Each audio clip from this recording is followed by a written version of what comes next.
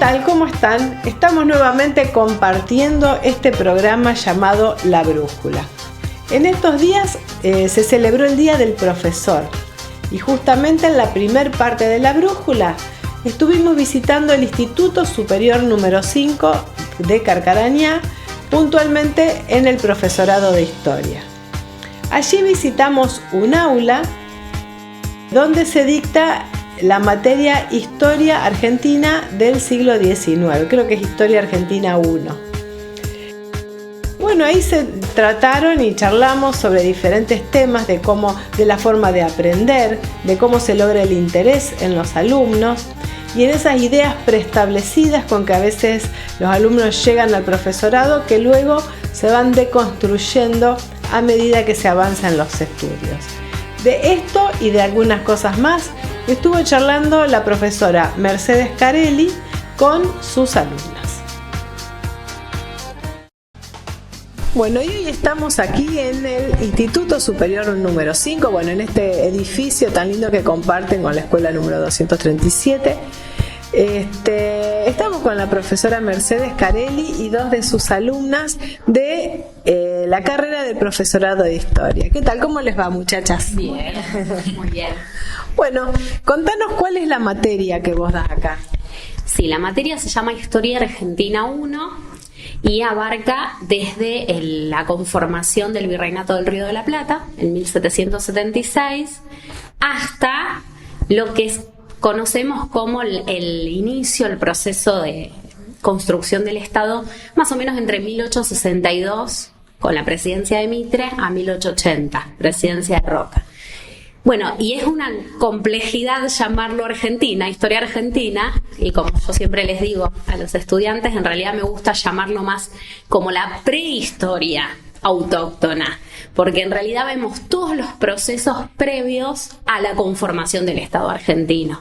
A veces tenemos esa idea que hablar de Virreinato del Río de la Plata y hablar de Argentina es lo mismo, y sin embargo no lo es, y esa es una de las primeras cuestiones que vamos desarmando en la materia, y en realidad vemos los procesos previos a la conformación de ese Estado Nacional, que recién podemos hablar de un Estado Nacional argentino con todos sus elementos en 1880, cuando finaliza nuestra materia. Estaba pensando que por ahí, cuando armaste esto, o sea, ¿vos elegiste este periodo para dar clase o te tocó y tuviste que ponerte un poco a investigarlo? En realidad está organizado en la currícula, que el diseño curricular a nivel provincial para el profesorado de Historia organiza las materias. Y precisamente tiene esta lógica que sigue la cronología. Entonces es lo que baja el Ministerio de Educación y, por supuesto, a partir de eso, sí, el trabajo que yo he hecho es organizar y buscar los autores que trabajan, los historiadores que trabajan cada uno de estos periodos, para trabajar algunos de los problemas más importantes de la historia argentina y, como digo, de la prehistoria de nuestro país. Bueno, estamos con María y con Lucía. Una pregunta simple, pero bueno, un poco lo que hablábamos, cómo uno viene desde antes, por ahí de la historia que vio en la primaria y en la secundaria, ¿y qué les va transformando el pensar el paisaje diferente? ¿Cuál es la idea que cambió cuando empezaron a mirar estos primeros años de lo que luego fue el Estado argentino? Y fue bastante diferente a lo que teníamos pensado, lo que veníamos de la escuela primaria o de la secundaria, por ejemplo, que no sé, la Revolución de Mayo fue algo hecha por un grupo de hombres con una conciencia nacional formada que dijeron, bueno, nos vamos a liberar de España. No fue así. Como que la historia tradicional habla de un proceso lineal, que fue todo dándose linealmente y no pasó así, es mucho más compleja, mucho más variable, hay un montón de conceptos, de cosas que en realidad no pasaron como nos contaron. Seguramente. Yo pienso también, no lo pienso yo, lo escuché de un profesor de historia, que el primer paso para estudiar historia es meterse en la cabeza, en la conciencia de la gente de esa época. Bueno, ¿qué descubriste vos de alguna manera? En realidad tuvimos, digamos, una perspectiva más profunda de los procesos históricos. Como ella decía, no había una noción de nación en esa época, sino más bien antes tenían más como diversas unidades territoriales, tenían una identidad y una lealtad propia a la provincia o a la región y no a una nación. Claro. Y algo importante también, como señalaban las chicas, vemos los procesos en nuestro país, pero también ligados a procesos más amplios, porque no todo se explica teniendo en cuenta lo que ocurría dentro de nuestro territorio. De hecho, el proceso de independencia comienza con cuestiones que ocurrieron en la península, en España, y los procesos de independencia se dan en simultáneo en toda Hispanoamérica. Sí. Entonces, un grupo de criollos que se quiera liberar de los españoles no explica cómo simultáneamente lo que ocurrió en Buenos Aires también ocurrió en México, ocurrió en Venezuela, ocurrió en Haití.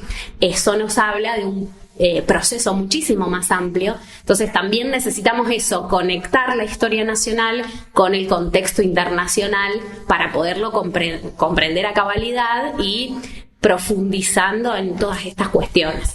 Pienso también en lo que tiene que ver con las comunicaciones, porque vos fíjate, hoy por hoy cualquier chico que comienza hoy una carrera acá en el profesorado nació casi con internet, y la información es instantánea. Y yo, por ejemplo, leía una vez que cuando después de la Revolución de Mayo, por ejemplo, a Tucumán llegó como a los 3 meses la noticia. Totalmente. Y de hecho las noticias llegaban en conjunto, digamos, porque llegaban los barcos, traían las cartas con todas las noticias, y a veces esas cartas se difundían de una manera fragmentaria, a veces llegaban a oídos de la gente lo que ocurrió después y luego lo que había ocurrido antes en España, por ejemplo. Eso fue un momento de mucha incertidumbre en ese sentido, porque sí, la forma, digamos, de circulación de la información era muy diferente a nuestra actualidad. Por eso también hacer historia implica un ejercicio de imaginación. También es muy importante la imaginación, porque tenemos que posicionarnos en otros momentos, en otros contextos donde las tecnologías eran otras, la realidad era completamente diferente. Y eso también es la riqueza del conocimiento histórico. ¿Cómo imaginan las ciudades? Por ejemplo, decían que Buenos Aires tenía mucho barro, que había olor en las calles. ¿Cómo imaginan cada paisaje? Bueno, incluso fuimos a un viaje, hicimos con el profesorado un viaje a Buenos Aires, donde fuimos a lugares donde vimos así fotos, bueno, tampoco sí, recorrimos, digamos, zonas de claro. Buenos Aires que jamás pensamos que existían o que estaban todavía por debajo de Buenos Aires. Claro, había como incluso donde llegaba el río, que decía como que quedaba, claro, como que quedaba, como que parecía que el río estaba ahí, no, digamos, Buenos Aires estaba y el río estaba ahí nomás, y ahora hay mucho más. Las ciudades fueron cambiando, obviamente las viviendas, las calles, todo se fue ampliando y cambió un montón. Todo. Bueno, pero qué lindo imaginar, esas mujeres, esos hombres, esos niños, cómo jugaban. No sé si ustedes lo ven de esa forma. Sí. ¿O no? Sí, por ahí nos concentramos tanto en ver los procesos, las cuestiones políticas, económicas, sociales, que a veces tal vez no mismo estaba el tema de las vestimentas, claro, en una parte ponen, siempre hay algún apartado, que traía, pero por ahí no profundizamos tanto.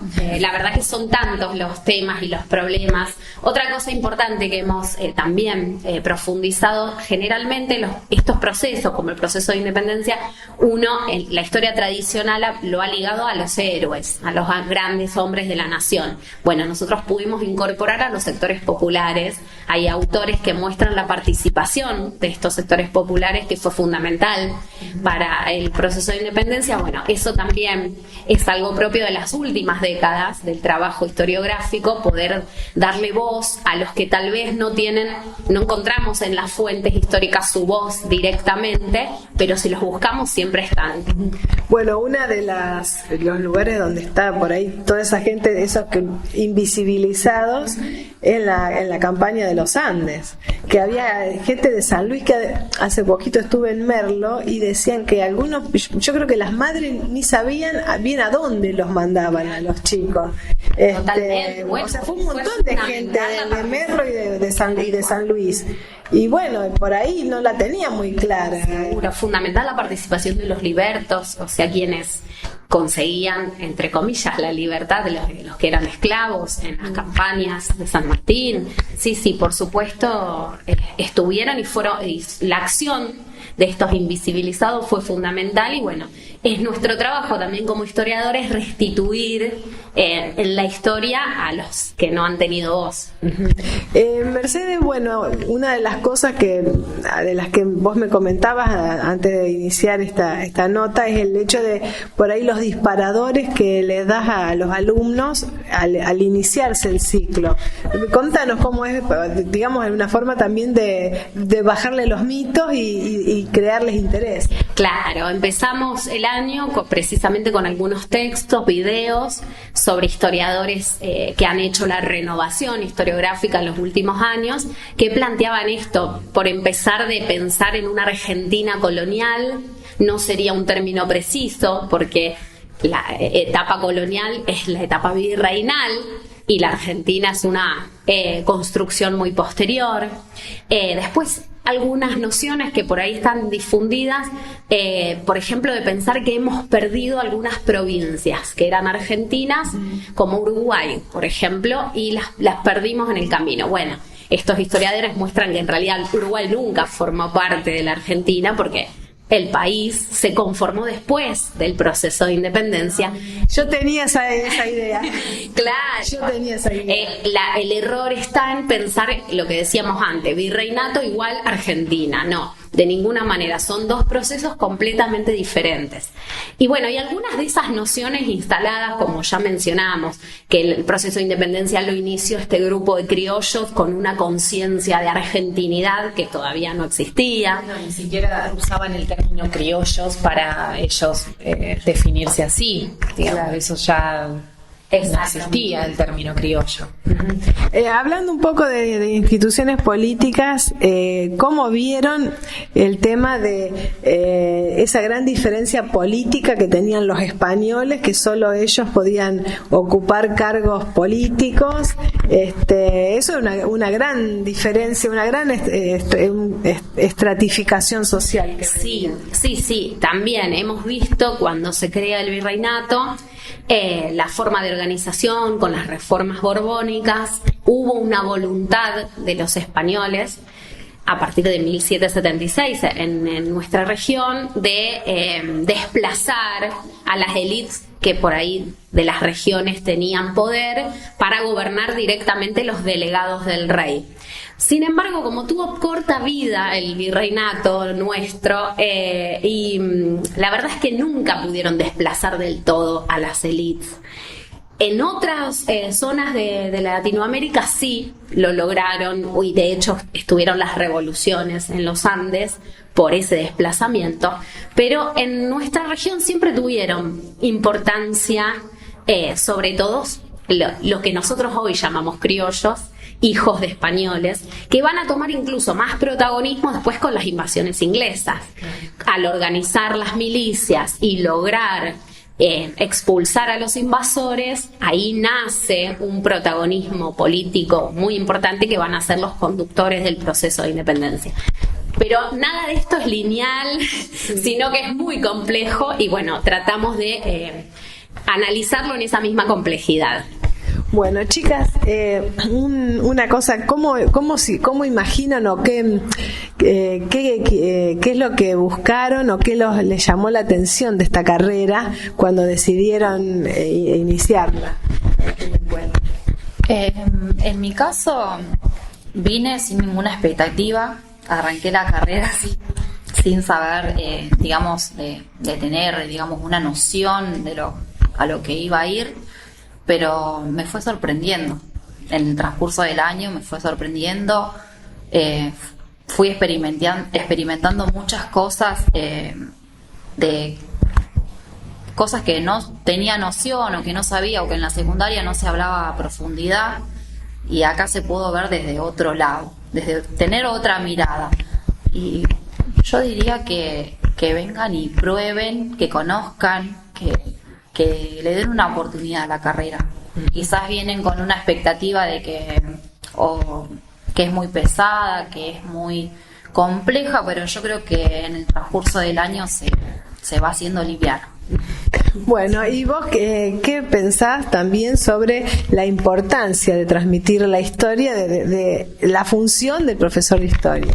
Y también, yo lo mismo un poco que Eli, después de 20 años comencé, después de terminar la secundaria y todo, yo soy mamá, trabajo, y también decidí como a probar suerte con mucha incertidumbre y todo, pero bueno, la verdad que me gustó, me sorprendió, me dio más de lo que esperaba. Es algo, como dice Eli, que se puede hacer, porque yo ya te digo, con el trabajo y todo lo puedo hacer. El instituto te da muchas posibilidades de manejarte, y bueno, y lo del profesorado de historia también me gustó. No lo tenía muy decidido, creo que me voy convenciendo más a través de los años, digamos, me voy convenciendo más de que quiero ser eso. Incluso no tenía pensado después decir, bueno, voy a ser docente, lo quería hacer como algo personal mío. Y ahora ya me estoy viendo frente a un aula. Bueno, eso también se contagia, profe. Sí, totalmente. Y algo que por ahí no se sabe mucho es que no solamente la carrera te prepara para ser docente. Ser profesor de historia es también, por lo menos, empezar a indagar en la investigación en historia. Parte de la formación es aprender a investigar. Y hay un montón de instancias de investigación muy lindas que a veces no son tan conocidas. Así que da una preparación que puede servir en otros ámbitos. Trabajar en un museo, trabajar haciendo investigación, después haciendo la carrera, poder hacer después una maestría, el doctorado en historia y un montón de otras, hay un abanico de posibilidades que a veces uno no conoce y que a lo mejor, como no nos llama mucho la atención la cuestión docente, nos retenemos, pero si nos gusta la historia, o sea, si hay un pequeño gusto por el mirar el pasado y analizar el pasado, como decían las chicas, que prueben, que vengan, que los esperamos y que se van a encontrar con que va a superar las expectativas que traen seguramente el profesorado. Bueno, muchas gracias, chicas.